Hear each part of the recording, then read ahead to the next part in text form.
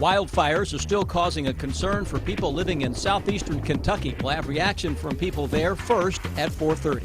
The theft of a donation jar is caught on camera. We'll show you that video coming up.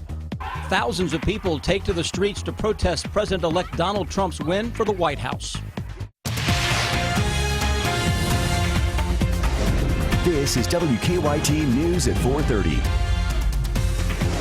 Good afternoon on this Friday. Sam, Dick, and Amber Philpott reporting. The hills are still burning in parts of southeastern Kentucky. Firefighters focused their efforts in the Gatliff community of Whitley County today. That is where Phil Pendleton talked with officials and people living there about the problem. It's our top story at 4:30.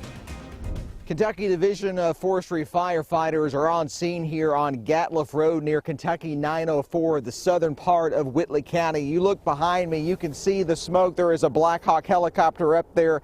I am told there are actually 3 separate arson-caused fires, and if you look up there real closely, you can see 3 different plumes of smoke in that area. It's been a busy couple of weeks for the firefighters, and this is actually the second time that I've been here in Whitley County to do stories about woodland or wildfires within the past couple of weeks.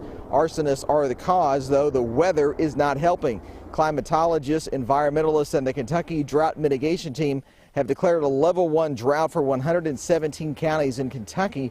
Its effect on soil moisture and vegetative health means there is an increased threat of wildfires. So in Whitley County right now we have 3 uncontrolled fires. We started the day with 21 uncontrolled fires in the southeastern region. The good news is that we were able to control 4 fires yesterday, and we did have 5 new ones yesterday. Now, so far, these fires are staying away from homes or staying up on the hills, and most of the homes are down in the valley areas. However, that does not mean that these fires are not affecting people in a detrimental way. I'll tell you more about that coming up at 5:30. But for now, in Whitley County, Phil Pendleton, WKYT. Officials say so far this year the wildfires have burned more than 29,000 acres in the eastern half of our state. They could really use the rain. Could. It's going to be, though, a cold weekend, a colder weekend for the bluegrass with our first fall frost. Let's check in now with Chief Meteorologist Chris Bailey.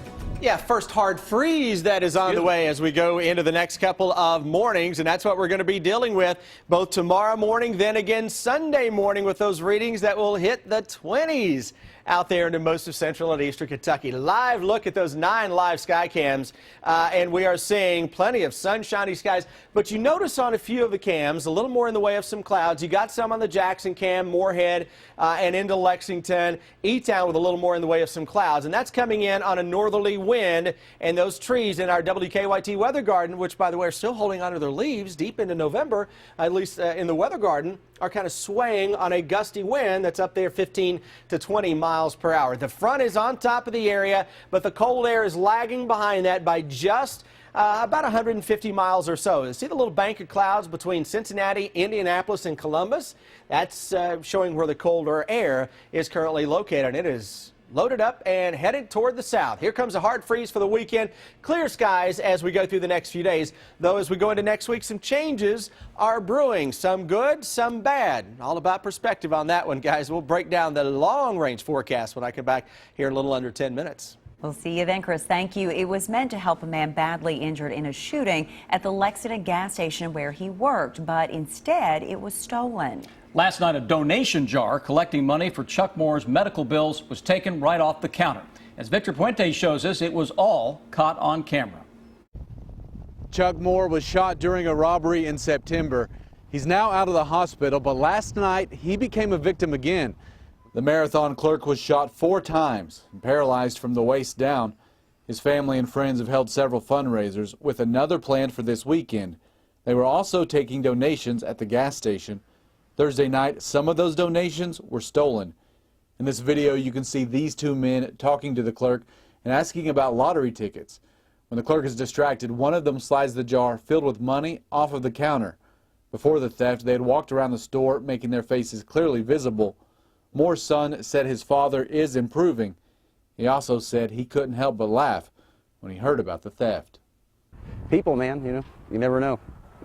So sometimes you see, some days you see things that are like, hey, people are still good, and then some days you see things like that that's kind of like humanity, man. That fundraiser is this Saturday here at the marathon. It starts at 11 a.m. In Lexington, Victor Puente, WKYT. Lexington police are telling us they have the case and they expect to have a detective looking for those two men in the coming days.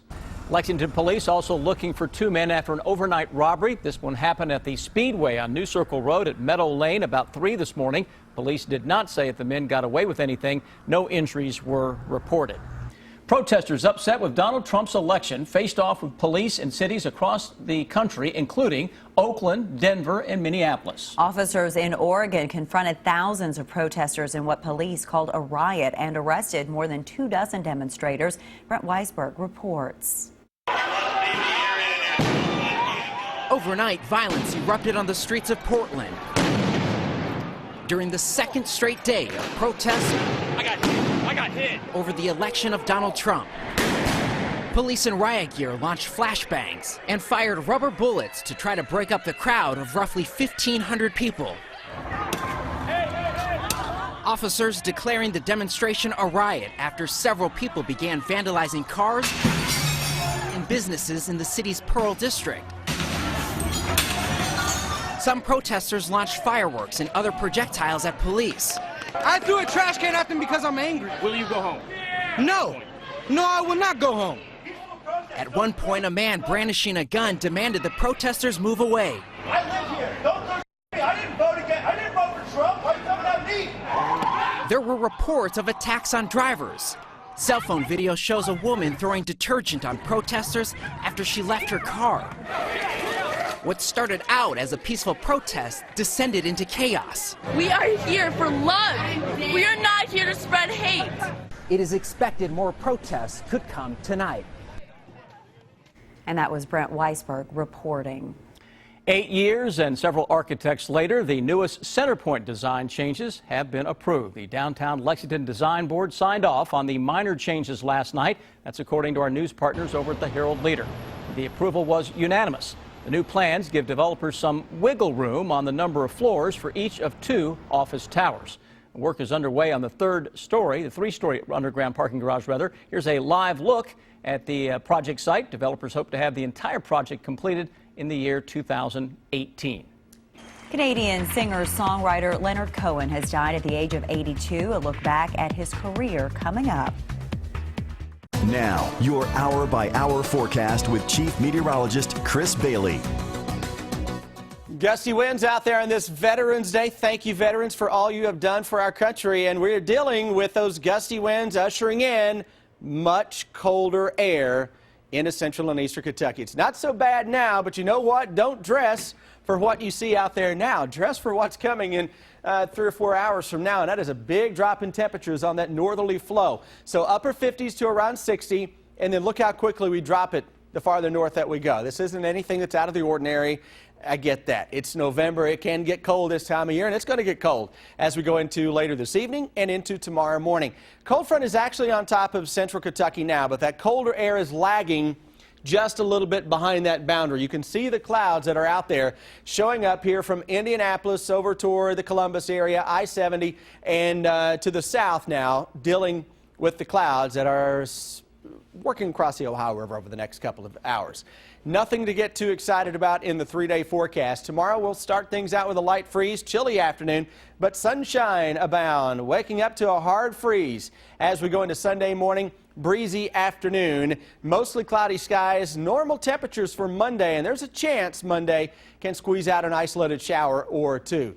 Set up for the weekend, that same high pressure is by tomorrow night into Saturday morning going to be right on top of the Ohio Valley, and that is pulling those cold northeasterly winds into the bluegrass state. Winds will lighten up a little bit, allowing those temperatures to drop off, but overall that is a cold and a dry pattern as you go through the next couple of days. No, we need the rain. Got to get something to really shake this pattern up. Let's talk temperatures now for the weekend. Readings early this evening, still low 50s around 7 o'clock. Look at what happens, though, by 11. Upper 30s to around 40 showing up. Early tomorrow morning, likely to come in under some of the numbers you see here with upper 20s. That'll show up. Noon tomorrow. Chilly northeasterly winds. Tomorrow's kind of a blustery day. Even with full sunshine, you want to have the winter coats out because from 4 o'clock to 9, 10, 11, we're going to drop it from near 50 into the low 30s. It's going to be a quick drop for a night out on the town on your Saturday evening with those low 30s that'll show up. Mid to upper 20s Sunday morning. Sunday afternoon is absolutely fantastic looking. Partly cloudy sky. Some high clouds will get in as the day wears on. Temperatures mid and upper 50s, and then a little chill is in the air come Sunday night and Sunday morning. Sunday, though, again, nice. Monday has a chance to throw a little light rain into parts of southeastern Kentucky. Systems early next week, really nothing to write home about. End of next week, likely to see a greater concentration of cold air diving into the country. Now, out ahead of this, we're talking next Friday at 8 o'clock. So a week from today, we're going to have warm and windy conditions. By mid-November standards, we're talking about some mid and upper 60s. Then look what happens by next Friday night and into the weekend. Jet stream takes a big dip, allowing cold air into the eastern part of the country, including the Bluegrass State. So as we go into Saturday and Sunday of next weekend, that cold air dives in from northwest to southeast. That may be a 30-degree plus temperature drop a week from now showing up. Between now and then, just a shower chance Monday, Tuesday, and Wednesday. Hopefully, any shower that goes up will target southern and southeastern Kentucky to help with the wildfire situation. What a beautiful day for all of our veterans out there. It was awesome, and wasn't we want it? to say thank you right now to all of those folks. Thank you. Absolutely. Fantastic. Hope they enjoyed it. Yeah, exactly right. Chris, thank you. They're serving up some super specials to honor the veterans today. I'm Deanne Stevens, out and about at City Barbecue. Okay, if you are a veteran, you can get a free meal today. Several Lexington businesses are offering specials to honor veterans on this holiday. Our Deanne Stevens is out and about with some Veterans Day deals. Hi, Deanne. Today is a very special day, guys, and we are celebrating across our country, right here in Kentucky, specifically in Lexington at City Barbecue. We are on Richmond Road, where they are honoring veterans in a very big way. Terry Height is with us. He is the general manager here at the City Barbecue, and I love what you guys are doing. You're joining the force. So many people stepping up and doing this today. Yeah, absolutely. It's really grown. A lot of companies want to continue to honor the veterans and show them how much we appreciate them, no matter what time they served or when. And the fact that we can reach out to them and continue to grow that community means a lot to me personally and to the company for sure. I was going to say, you have a personal reason for this. Tell folks why. Yeah, absolutely. My son just turned 18. He's already signed his papers. He's going into the Army as soon as he graduates high school. So I'm very proud of him. I have my father served in the Navy. My uncle served in the Navy. So we kind of came up that way. So it means a lot to us. Well, we appreciate their service and appreciate all of our veterans' service as well. Tell folks what they're going to get when they come in for dinner tonight, if they are a veteran or serve in the military. Yeah, absolutely. They're going to get a sandwich on us and two sides of their choosing. Any of the sandwiches, any kind they want. It's basically they come in, get a sandwich, get two sides, and it's on us for today, for Veterans Day. Now, I also love the fact that you said it's every day that you are honoring those in uniform. That's correct. I personally believe very strongly about our first responders and what they do for us, and quite frankly, I don't think they get thanked enough. So for me personally, anytime someone's in uniform, a first responder, whether it's a military, police officer, EMS, firefighter, anyone that serves the community and puts their life on the line for us, they're going to eat on me any day. It's fantastic. Love what you're doing. Love what a lot of other companies across the country are doing as well in honoring our veterans. We're going to let Freddie and Terry get back to work here. Don't forget to come into City Barbecue. We are the one on Richmond Road, but all of them honoring veterans on this Veterans Day, and we thank you, all of our veterans, for your service as well. I'm Deanne Stevens, out and about. Back to you guys. Good for them. Yeah, good for them. All right. Actor Warren Beatty taking on a new role, and author J.K. Rowling's Wizard World comes to life again. Suzanne Marquez has your eye on entertainment. The cast of Fantastic Beasts and Where to Find Them walked the red carpet in New York for the movie's world premiere. You're the guy with the case full of monsters, huh? News travels first. Eddie Redmayne stars as Newt Scamander. He travels the globe and collects magical treasures, but when some of them escape, chaos ensues.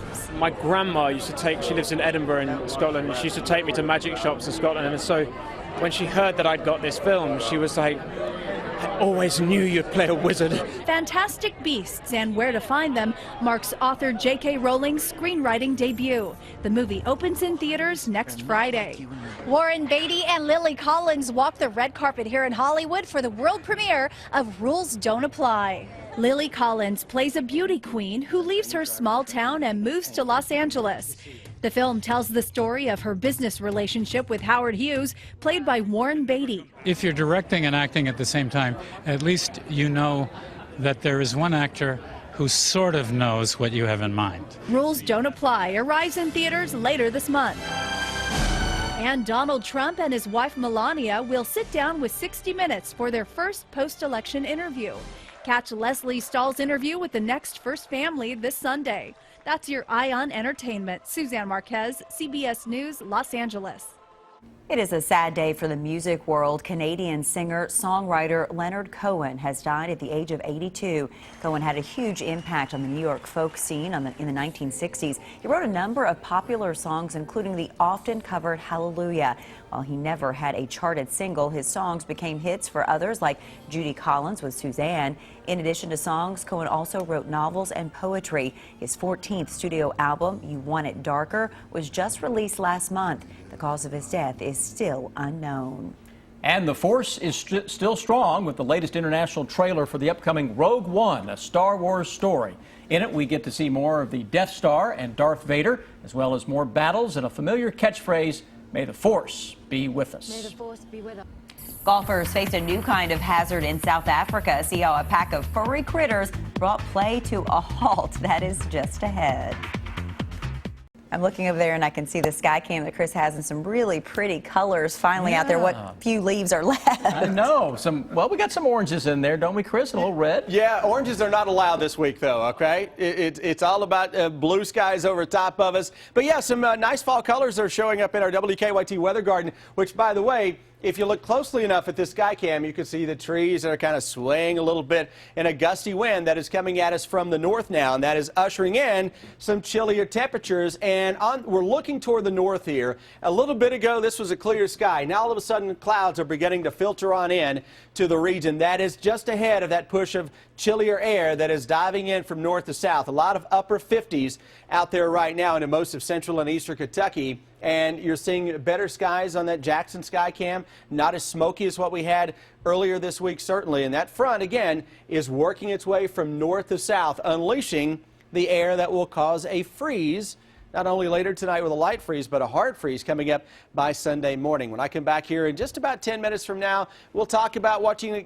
can expect if you're heading into downtown Lexington this evening to watch the Cats play. It is that time of the year. We'll look ahead toward the weekend and break it down with each and every hour. Right now, let's check on traffic and see what's going on with Officer Don.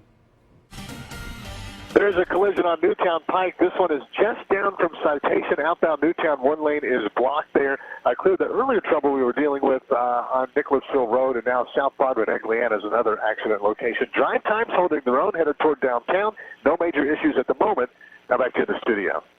A shipwreck discovered, an eagle freed, and mongooses on the golf course. It's the video that will have you talking. Take a look at this. If you say so.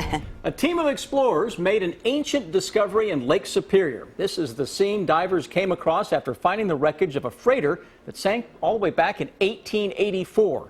The exploration team used old charts and historical accounts to narrow in on the search area, and from there they used sonar to pinpoint the wreckage. The team was surprised by how well the ship was preserved. They say it went down so gently. Listen to this. Dishes were still stacked on tables and shelves. Imagine How about that? Yeah, wow. neat. Well, a strange scene in Orlando, Florida. Two bald eagles got trapped in a drainage ditch. You can see the birds stuck in the ditch in this video. One bird is on top of the other with its wings spread. As workers move toward the eagles, you can see one of them there take off and fly away. It took crews a little longer to free the second bird. Workers had to pull back the metal grate to get to it. They finally freed the soggy eagle and covered it up in a blanket. Animal workers took the eagle to get it checked out. Crews don't know how the birds got stuck in the drain. I actually read later this afternoon they thought that they might have been fighting and somehow got tangled stuck. up. Yeah, so who knows? I'm glad they were able to help Yeah. them. Okay, Amber, you're a golfer. I don't know if you've seen this before. This is at a South African golf course. They faced a new hazard during a round of play this week. No, not water or sand. Look at this. A pack of mongooses interrupted play on the 16th green at Gary Player Country Club. Now, fortunately, they avoided messing with anyone's ball. After a short delay, the curious group continued on their way after giving golfers a few laughs. I'm just surprised how many are in that group. I wonder what a pack of mongooses is I called. don't know, and I do not want to be bit by one. Well, as long they can do whatever they want, as long as they don't mess with my shot wherever it lands. That's the most important thing. That is the most important. All right, on this Friday, stick with us. Here's what we're working on for you now at 5 o'clock.